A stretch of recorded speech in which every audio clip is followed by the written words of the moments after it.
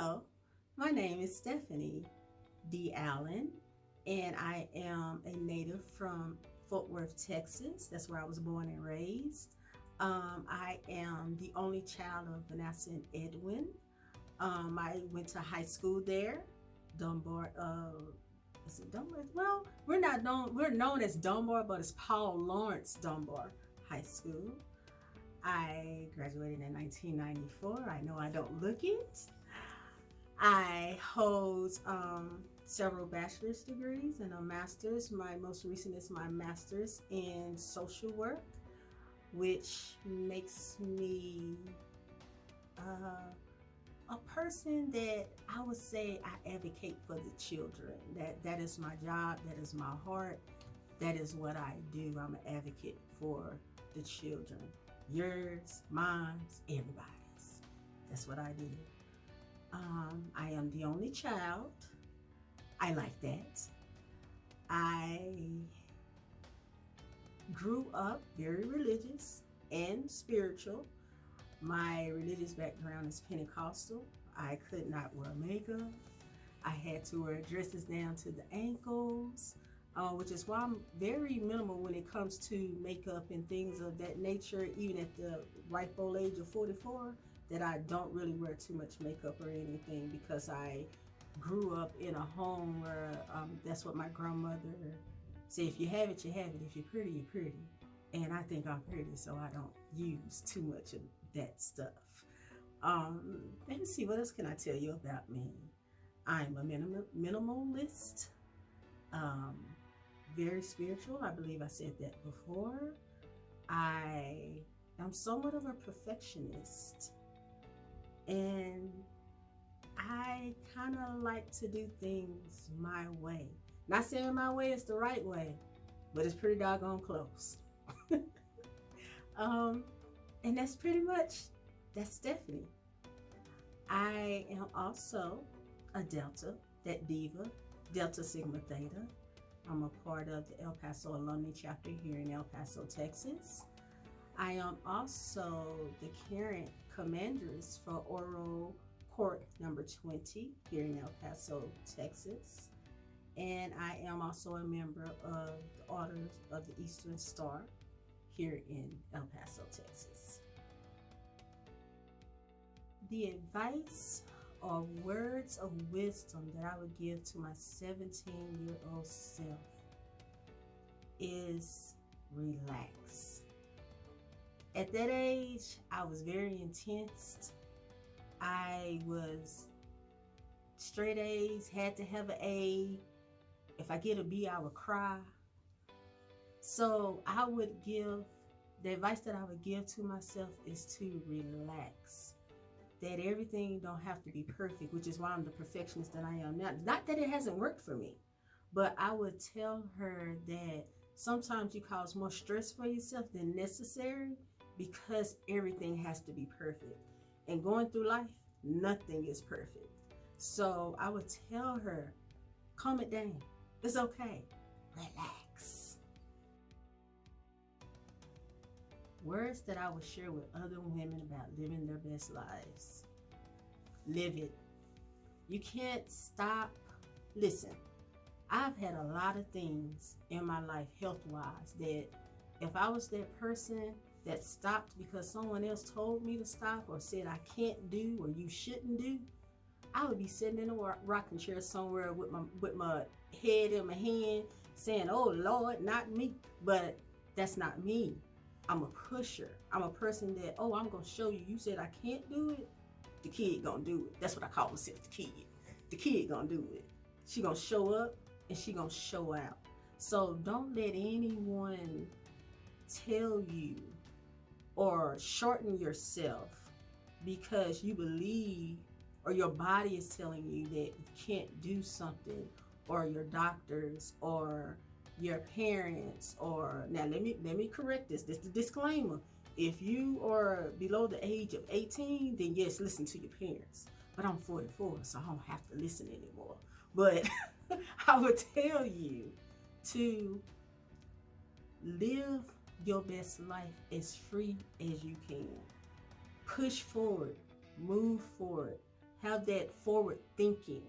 Don't stop on a dime with your thoughts. Don't prohibit yourself from things that will help you to move forward and generate abundance in your life, because the only way that you can live is abundantly.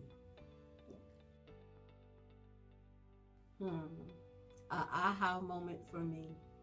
I would say the aha moment for me has always been in relation to food. I know this sounds crazy, but a lot of times with my health, I have been sick where I couldn't eat. And once again, I think about things that we take into ourselves, not just food, but spirits, people that surround us, people that we allow, or things we allow to be around us that we partake with every day. But the most important thing with me that I partake with every day outside of Jesus Christ himself is food. And my aha moment is how much it gives me pleasure, how much when I can eat, how much I'm just like, oh my God, this bread is so good. Oh my God, this hot dog is so good.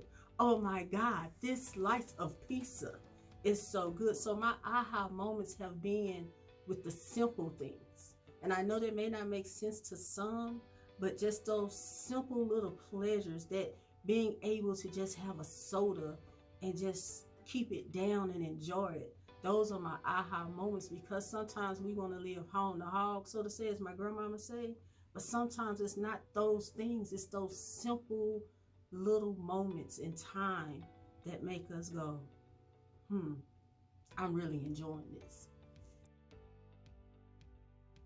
If I can speak with one or two people, alive or deceased, who would it be? One would be Ethel Copeland. That's my grandmother. She was my light. She was my beacon, and she still is. I had her tattoo on my back, not her name, but just the word Granny, because that's what she was to me, so that she can continue to push me forward in life, because I felt like that's what she was, the person that pushed me forward. And the reason why I would want to speak to her is because I would want to know, am I okay? Did I turn out okay for you? Am I moving forward on the path in which you thought I should be on?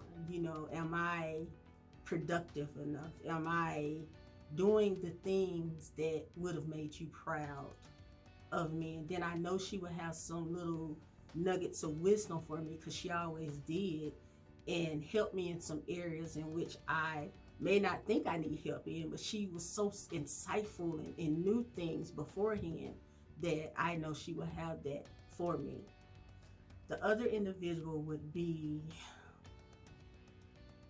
I'm not a particularly equacious person. I do talk a lot, but I'm not as eloquent when it comes to speaking. And I believe that Barack Obama, the past President Barack Obama, is that individual. I would like to sit down with him and pick his brain and understand some of his wisdoms of nugget for our people.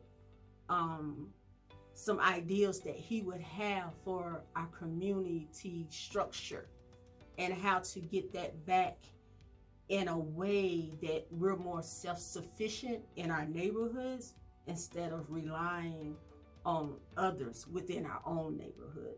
So that's what I would like to talk to him about. One thing or a few that I would like to accomplish or witness in this lifetime. One thing would be complete freedom for all people of color. No racism. I think we're far from accomplishing that. And those that believe that it's not in our system, or it's not systematically produced within our system, then they're completely blind. Another thing would be, I would like to see for America, United States, to have free public formal education for all. Foreign countries do it. Why can't we? Not just I would say preschool up to high school, but they also have college level where everyone can receive a bachelor's degree free. And I think that's something that this country should look into, but we're so competitive. This is a very competitive country. So I doubt that would ever happen, but it would be something that would be nice to see. Another thing that I would like is to own a couple of businesses that incorporates women empowerment and child empowerment. Now, when I say child empowerment, I'm not talking about, kids have all the rights and don't listen to your parents. But what I'm talking about is, like I said before, I'm the advocate for the kid. A lot of kids don't get proper training. They don't get proper nutrition, nurturing. And I think we need those individuals in society that can help those kids get on the proper path. There's a lot of degenerates, but a lot of people don't take the time to understand why their kid became a degenerate. They just want to punish it. They don't want to correct it. And I'm about the correcting behavior behind it, not necessarily punishing them for something that they may not even understand that they're doing because they never had the foundation in the first place. So those are some things that I would like to see. One place in the world that I would like to visit and why,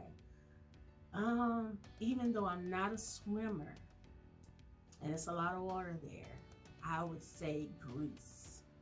I would like to go to Greece because it's a lot of, we always talk about Africa and founding fathers, but I think a lot happened in Greece as well. And I would like to go there and trace back some roots, go back and learn some of our history the proper way, not what some historical books have given us, but the real history of Greece.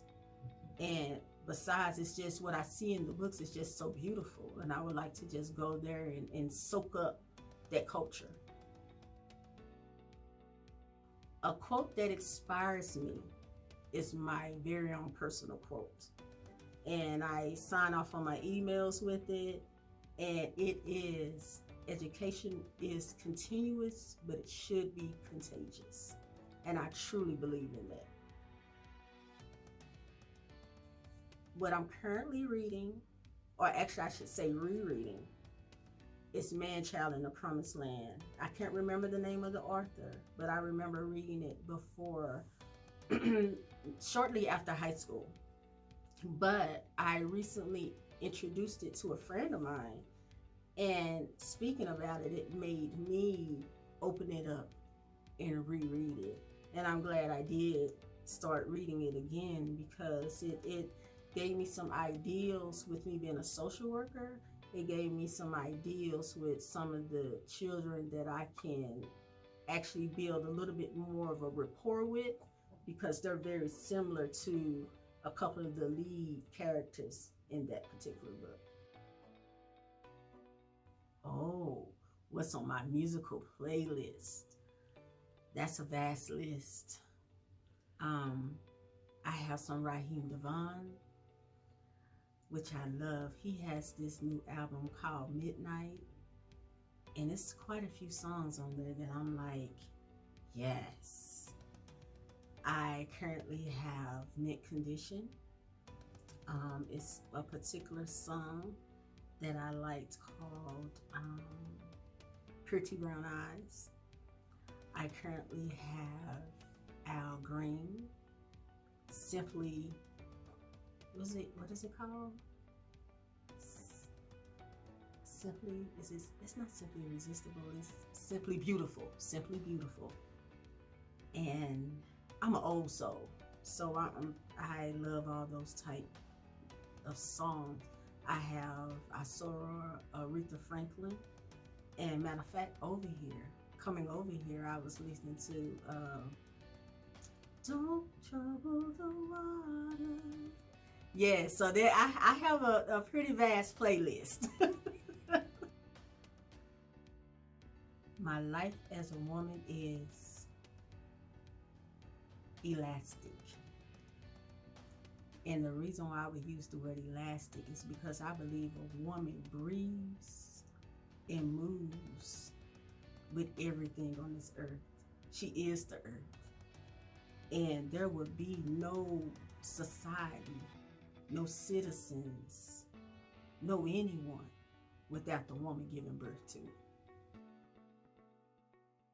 What I love about El Paso is the economics of El Paso. It's easy to acquire things here. It's easy to build here.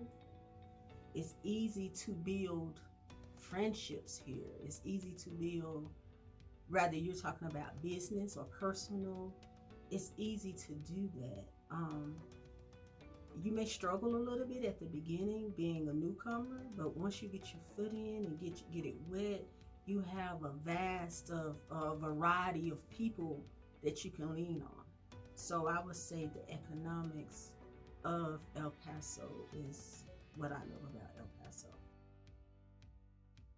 I believe El Paso could be more inviting by having more cultural things to do outside of what's borderline or borderland cultural activities, because we are a melting pot here now. We're not quite Miami, or we're not quite, or Florida, I should say, in New York, but El Paso is starting to be a great melting pot, especially with the military base here.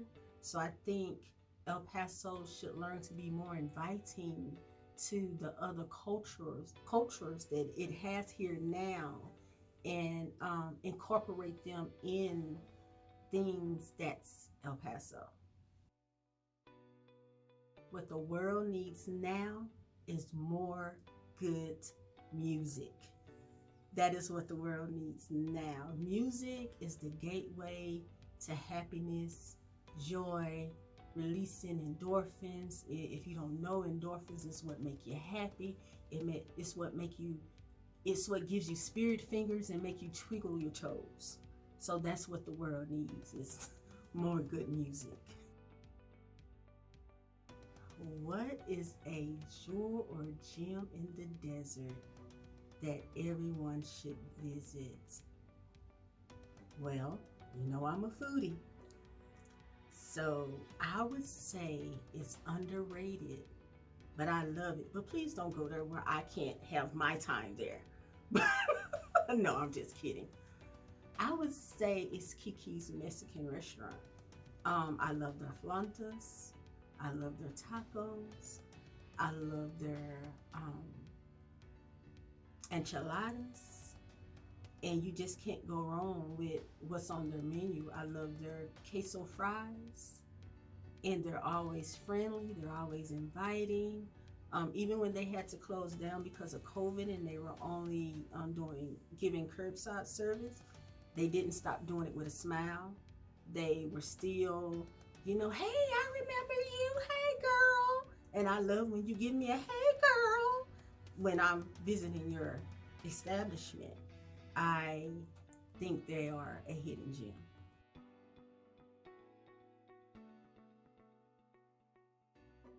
One thing that I learned or came to realize during the pandemic is that some of our officials just aren't that bright.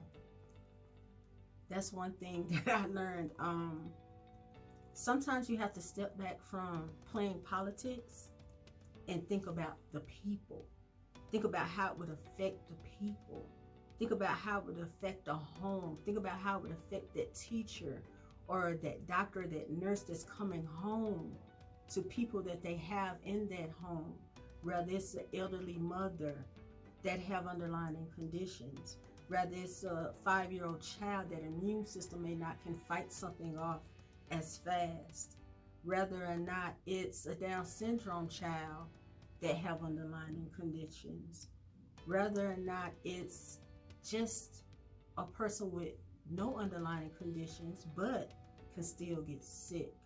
And I didn't think a lot of that was taken in accountability when some of these decisions were made about us wearing our masks, about curfew, about the travel within the city, or outside of the city or statewide or going across the nation. I don't think a lot, and I'm not talking about local, just local. I'm talking about all involved with we have to think about that. We elect these officials, we put them in office, and sometimes I think we need to sit down with ourselves and understand, why did we pick some of these people? So that is something that I feel that I really found myself sitting by myself and continuously thinking about, is some of our officials are just not that bright, or they appear to be. They may have college degrees and other things, and that's great, that's awesome, but I need you to use your common sense. You don't need a degree to use common sense. And that's all I have to say about that. My personal message to El Pasoans is, open up.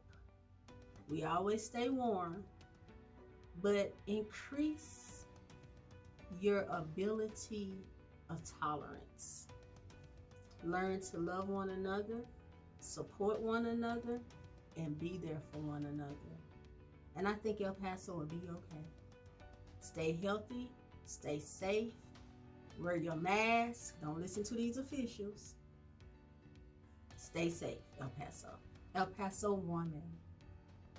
Tune in. We will have a great conversation.